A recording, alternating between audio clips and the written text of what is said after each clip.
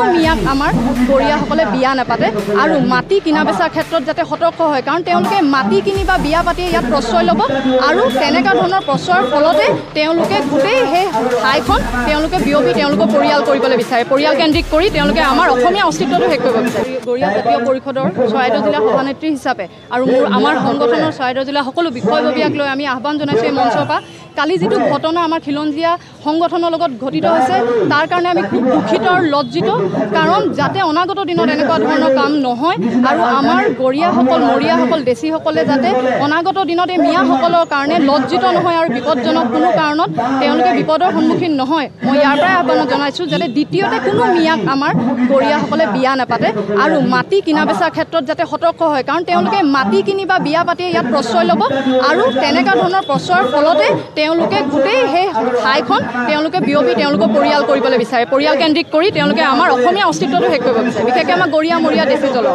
সেইটোকে মই অনুৰোধ জনাইছোঁ গৰিয়া পৰিষদক। কোনো মিয়াক আমাৰ গৰিয়াসকলে বিয়া নাপাতে আৰু মাটি কিনা বেচাৰ ক্ষেত্ৰত যাতে সতৰ্ক হয়, কাৰণ তেওঁলোকে মাটি কিনি বা বিয়া পাতি ইয়াত প্ৰশ্ৰয় ল'ব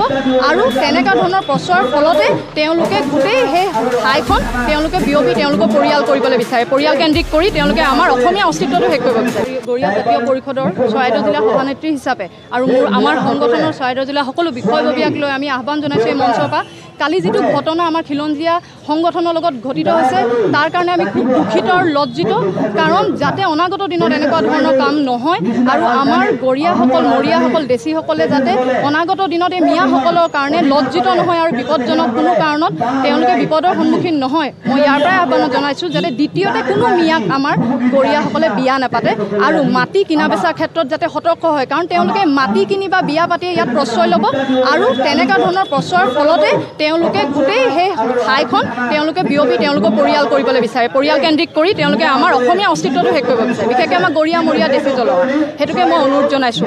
গৰিয়া পৰিষদক।